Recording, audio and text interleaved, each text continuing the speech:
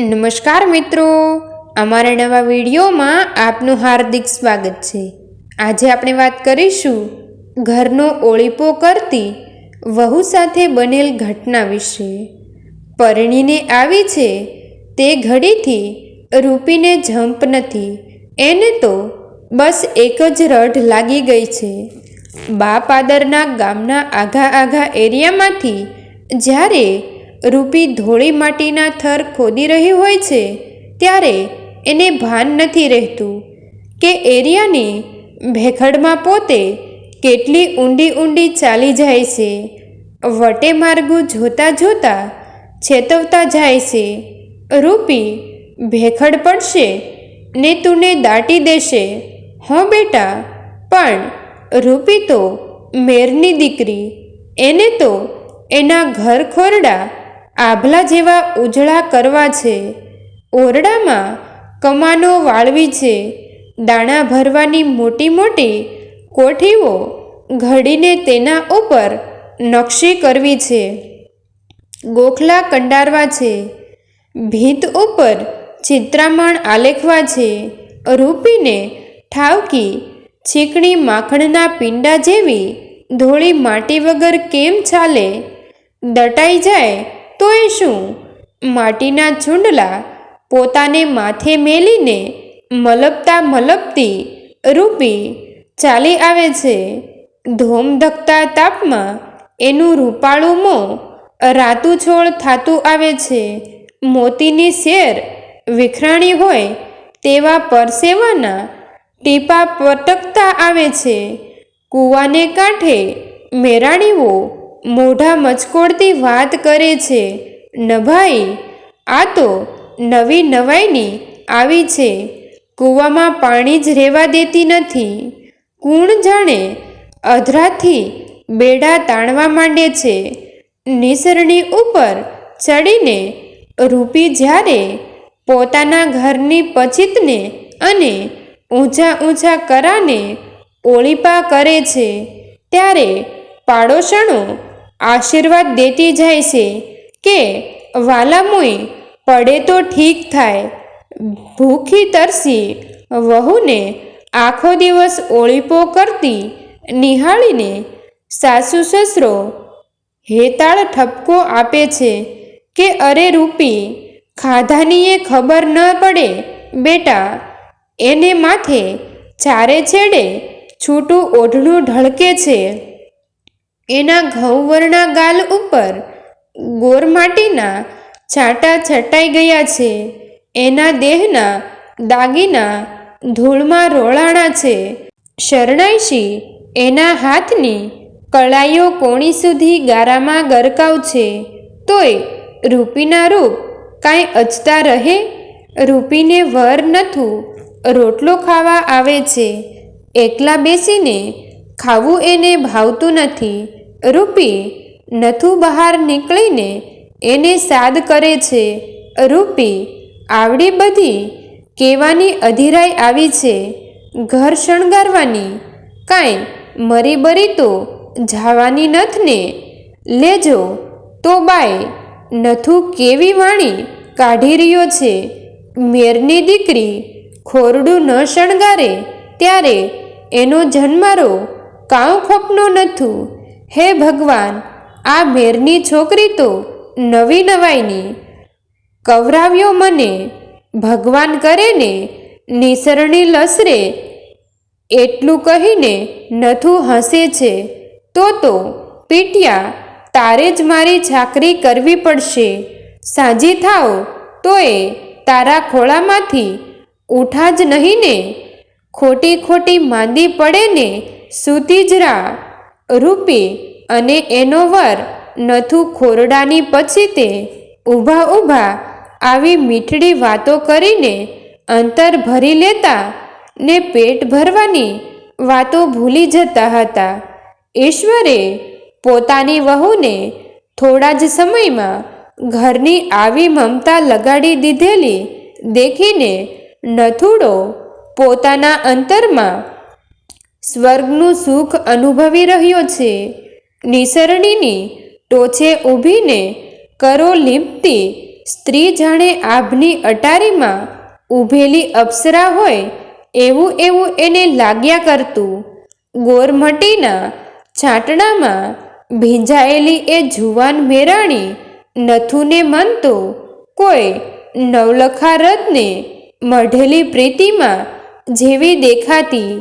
એના હૈયામાંથી ઉદ્ગાર નીકળી જતો કે ઓહો હો, બાપોદર ગામના જુવાનિયામાં મારા સરખો સુખી મેર બીજો કોઈ ન મળે.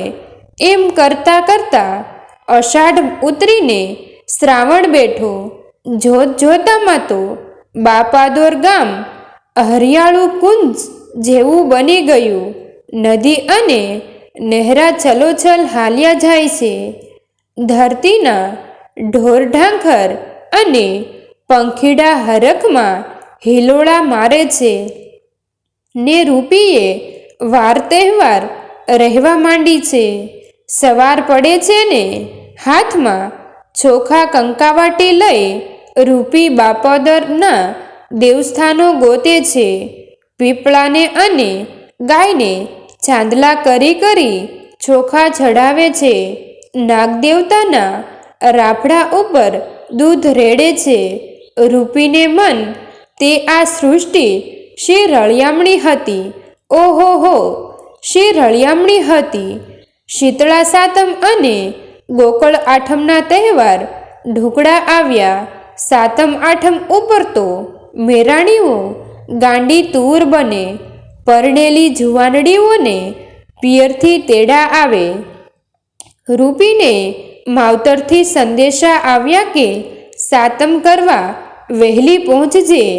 સાસુ સસરાએ રાજી ખુશીથી પોતાની લાડકવાઈ વહુને મહિયર મહાલવાની રજા આપી.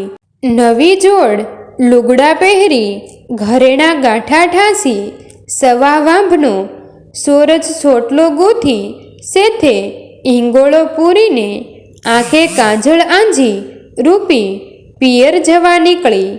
માથે લુગડાની નાની બચકી લીધી. પરણ્યા પછી આજે પહેલી જ વાર નથુએ રૂપીને એના ખરા રૂપમાં નીરખી. નથુ પાસે રૂપી રજા લેવા ગઈ. નથુથી ન રહેવાયું. રૂપી આ બધું પિયરિયામાં માલવા રાખી મૂક્યું તું ને. નથુ બોલે ને તો ઓછી થઈ જાસ. તઈ આ શણગાર તો નથુ માટે કોઈ દી નહોતા સજ્યા. લે જોતો બાઈ, આડું કાં બોલતું હોઈશ નથુ. કામકાજ આડે મને વેશ કરવાની વેળા જ કેદી હોતી. અને આજ પહેર્યું છે એ તારે જ કાજે ને. તું હાલ્ય મારી હારે, મને કાંઈ ત્યાં એકલા થોડું ગમશે. એટલું બોલતા તો રૂપીની આંખમાં જળજળિયા આવી ગયા. અરે ગાંડી, એમાં કોચવાઈ ગઈ. અને મા બાપની રજા વિના મારાથી અવાય ખરું કે? હું ફૂઈને અને મામાને બેને કહેતી જાઉં છું ને. તું જરૂર આવજે. હું તારા વન્યા મારી સાતમ નહીં સુધરે હો નથુડા.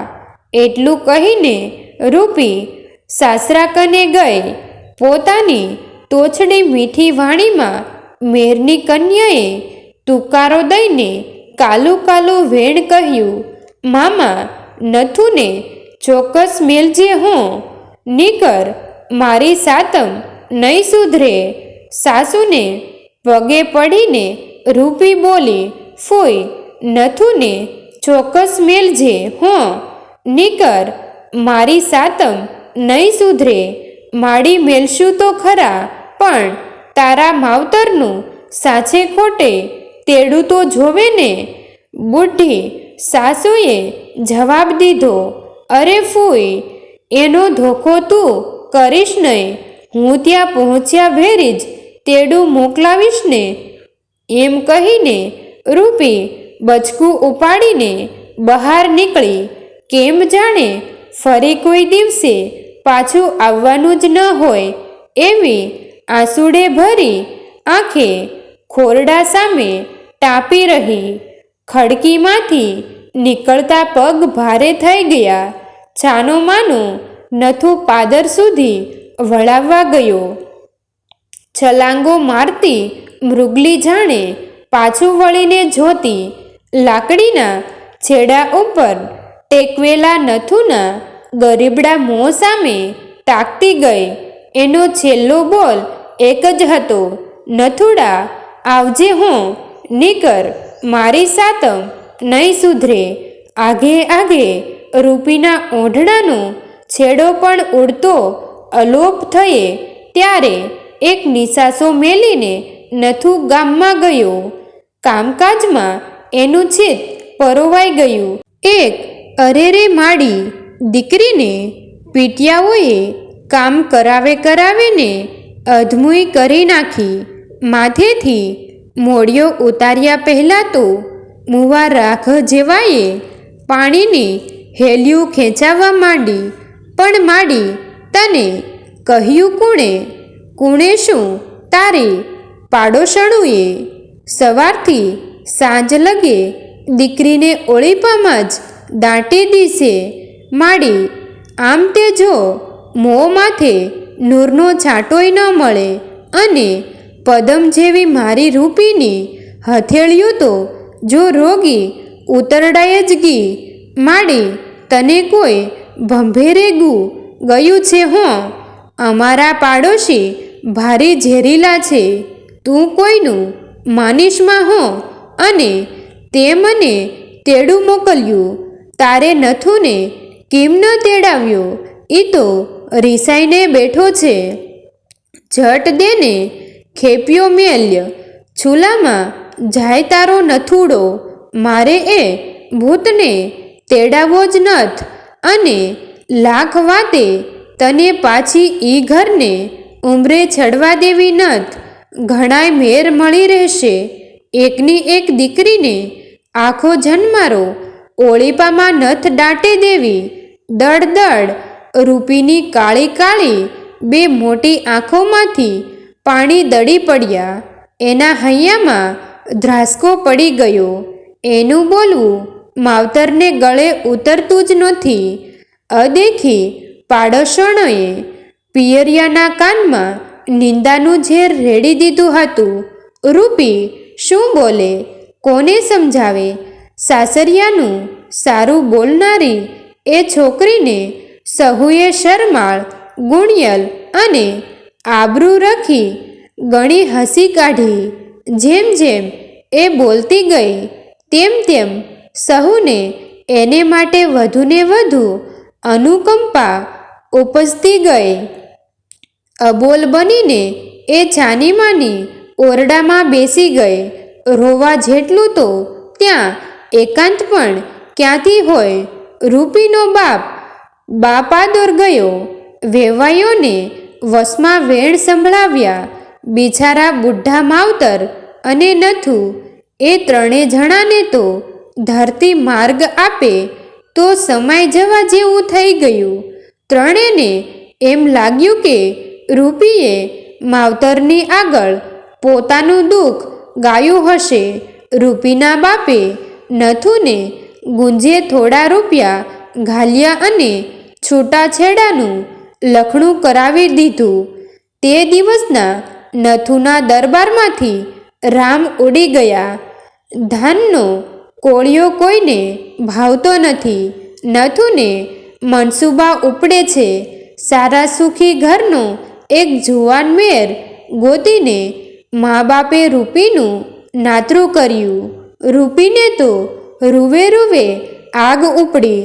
પણ ગભરૂડી દીકરી માવતરની ધાક અને શરમમાં દબાઈ ગઈ. એને છાતી ઉપર કોઈ મોટી શીલા જાણે ચંપાઈ ગઈ. પિંજરમાં પૂરાતી સારિકા થોડીવાર જે શિષ્યારી કરે તેમ રૂપીએ વિલાપ કર્યો કે મને નથુ પાસ જવા દિયો. મારે નાત્રે નથ જાવું. એનું કલ્પાત કોઈએ ન સાંભળ્યું. એ મૂર્ખી છોકરીને માવતરે સુખનું થાનક ગોતી દઈ એના હાથ ઝાલ્યા અને ગાડે નાખી. રૂપી કેમ કરીને રોવા માંડે. ઘૂમટા વગર સ્ત્રી બિચારી પોતાનું રોણું છંતાડે શી રીતે? મેરની દીકરીને ઘૂમટો ન હોય. ચોથે દિવસે રૂપી ભાગીને પાછી આવી અને શીશ પાડી ઉઠી કે નહીં જાઓ, નહીં જાઓ, મારા કટકા કરી નાખશો તોય બીજે નહીં જાઓ.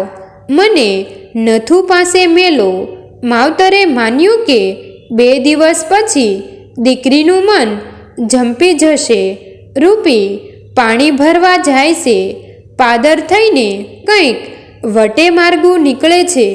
કયો માણસ કયે ગામ જાય છે એટલું પૂછ્યા વગર રૂપી સહુને કહે છે, ભાઈ બાપાદોરમાં નથુ મેરને મારો સંદેશ દેજો ને કે સોમવારે સાંજે મને નદીની પાળ પાસે આવીને તેડે જાય. ત્યાં ઊભી ઊભી હું એની વાટીએ જોઈશ. વટે માર્ગું 2 ઘડી ટાપીને હાલ્યા જાય છે. બોલતા જાય છે કે ફાટ્યું લાગે છે.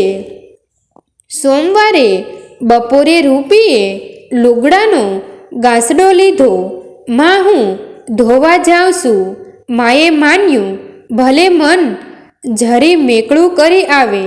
ફૂલ જેવા ઉજળા લુગડા ધોઈ માથાબોળ નાહી લટો મોકળી મેલી ધોયેલ લુગડા પહેરી ધૂનાને કાંઠે લાંબી ડોક કરીને માર્ગ માથે જોતી રૂપી થંભી છે.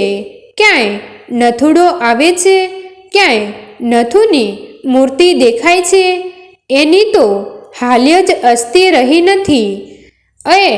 એ તો હાથી જેવો ધૂળના ગોટા ઉડાડતો ને દુહા ગાતો ગાતો આવશે. નહીં આવે? અરે ન આવે કેમ? સંદેશા મોકલ્યા છે ને, કેટલા બધા સંદેશા. સૂરજ નમવા માંડ્યો પણ નથુડો ન આવ્યો. સાંજના લાંબા લાંબા ઓછાયા ઉતરવા લાગ્યા તોય નથુડો ન આવ્યે. પંખી માળામાં પોઢ્યા. ગોધન ગામમાં પહોંચ્યું. ઘૂનાના નેર ઊંઘવા લાગ્યા. ઝાડ પાંદડાને ઝંપવાની વેળા થઈ તોય નથુડો ન આવ્યો. ઘોર અંધારું થઈ ગયું તોય નથુડો ન જ આવ્યો. અરે રે, નથુડાનું હૈયું તો કેવું વ્રજજર જેવું છે. એને મારી જરાય દયા ન આવી. રૂપી રૂપી રૂપી એવા સાદ સંભળાણા. રૂપી ચમકી. કોના સાદ? નથુના? નાના, આ સાદ તો ગામ ભણીથી આવે છે. સાદ ઢોકળા આવ્યા. આ સાદ તો મારી માના.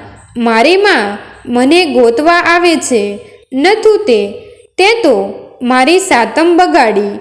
અરે ભૂંડા, સંદેશાય ન ગણકાર્યા. પણ હું હવે પાછી ક્યાં જાઉં? હવે જે આવ્યો તો એકવાર ઘૂનો ડખોરી જોજે. હું જીવતી હઈશ ને આપણે એકબીજાના હાથના આંકડા ભેડીને ભાગે નીકળશું. રૂપી રૂપી રૂપી. ગામને માર્ગેથી માતાના સાદ આવ્યા. જવાબમાં ધુબાંગ દેતી રૂપી ઘૂનામાં કૂદી પડી. ઓઢણામાં બાંધેલા પથ્થરોએ એને તળિયે સંતાડી રાખી. પણ નથુડો તો ન જ આવ્યો. રૂપી રૂપી રૂપી પોકારતી માં ઘૂનાના કાંઠે આવી. રાતના નેર બડબડિયા બોલાવતા જાણે હાંસી કરતા હતા કે રૂપીની માં દીકરીને ઓળીપાના દુઃખમાંથી બરાબર ઉગારી હો.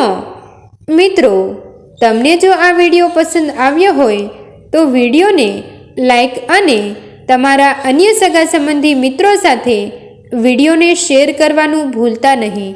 અને આવા જ નવા જીવન ઉપયોગી, જીવનમાં કંઈક નવું કરવાની પ્રેરણા મળે, કંઈક નવું જાણવા મળે તેવા વિડીયો જોવા માટે અમારી ચેનલ સાથે બન્યા રહો. થેન્ક યુ મિત્રો. મળીએ છીએ એક નવા વિડીયો સાથે. આભાર.